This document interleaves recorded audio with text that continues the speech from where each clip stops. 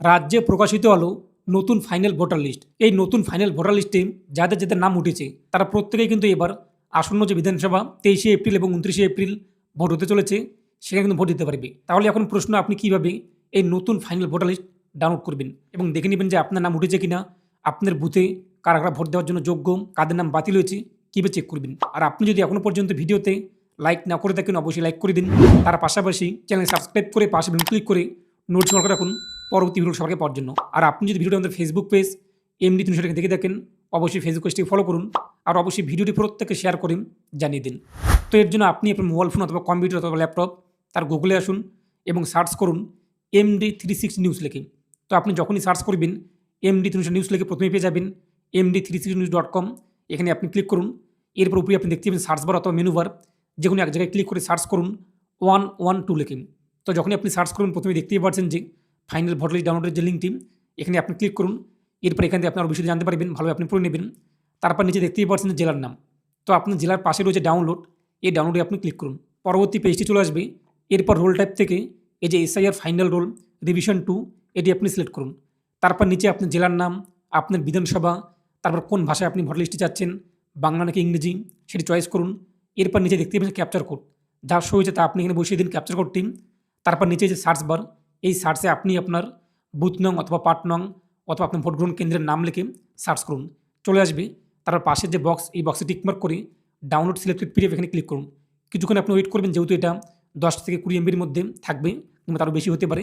তো ডাউনলোড হয়ে গেলে আপনি দেখে নিন যে আপনাদের বুথের কাদের কাদের নাম এই ফাইনাল ভোটার লিস্টে উঠেছে। যাদের যাদের নাম উঠেছে তারা কিন্তু প্রত্যেকেই ভোট দিতে পারবে।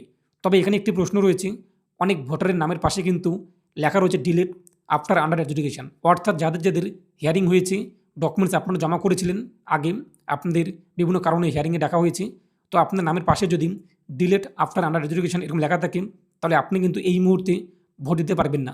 এবং ইতিমধ্যে আপনাদের জন্য ট্রাইব্যুনাল গঠন করা হয়েছে। অনেকে ইতিমধ্যে অনলাইনে আপিল করেছেন কিংবা অফলাইনে আপনার নিকটবর্তী SD অফিস অথবা BDO অফিস অথবা DM অফিসে আপিলের যে ফর্মটি তা জমা করেছেন।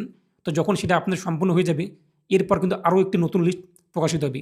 তারপরে আপনারা কিন্তু ভোট দিতে পারবেন।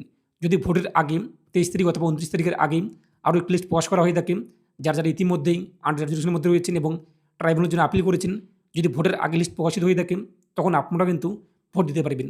তবে এই মুহূর্তে এই লিস্টে কিন্তু যাদের যাদের নাম ক্লিয়ার রয়েছে, কোনো চিহ্ন নেই, ডিলেটেড অথবা ডিলেটেড আফটার আন্ডার এডুকেশন এরকম কোনো লেখা নেই, তারা প্রত্যেকে কিন্তু ভোট দিতে পারবে। তো আপনি চেক করে দেখুন যে আপনার নাম বর্তমানে কোন পর্যায়ে রয়েছে, ডিলেটেড হয়ে গিয়েছে নাকি আপনার নাম ক্লিয়ার রয়েছে। তো আপনি চেক করে দেখে নিন এবং যখনই আপনার নামটি ক্লিয়ার চলে আসবে, ইতিমধ্যে যেহেতু আপনারা ট্রাইব্যুনালের জন্য আপিল করেছেন, যখন নতুন লিস্ট প্রকাশিত হবে, সেই লিস্টটি কবে প্রকাশিত হবে এই মুহূর্তে কোনো আপডেট নেই। যখনই আপডেট চলে আসবে আমি আপনাদের জানিয়ে দেবো। তো এটাই আপডেট দেওয়া ছিল। প্রথম দফার ভোট কিন্তু 23শে এপ্রিল এবং প্রথম দফায় যে সমস্ত বিধানসভায় ভোট হবে তার কিন্তু ইতিমধ্যে চূড়ান্ত ফাইনাল ভোটার লিস্ট প্রকাশ করা হয়েছে এবং খুব শীঘ্রই দ্বিতীয় দফা 29শে এপ্রিল যে সমস্ত বিধানসভায় ভোট হবে তারও কিন্তু এইরকম চূড়ান্ত একটি ফাইনাল লিস্ট প্রকাশ করা হবে। তখন আপনি ডাউনলোড করতে পারবেন। তো আপনি ডাউনলোড করে দেখে নিন যে কাদের নাম লিস্টে উঠেছে, কাদের নাম ডিলিট হয়েছে ইত্যাদি বিষয়। আর এ নিয়ে আপনার মতামত কমেন্টে পেশ করুন আর অবশ্যই ভিডিওটি প্রত্যেকে শেয়ার করে জানিয়ে দিন। তো প্রত্যেকে ভালো থাকুন এবং সুস্থ থাকুন।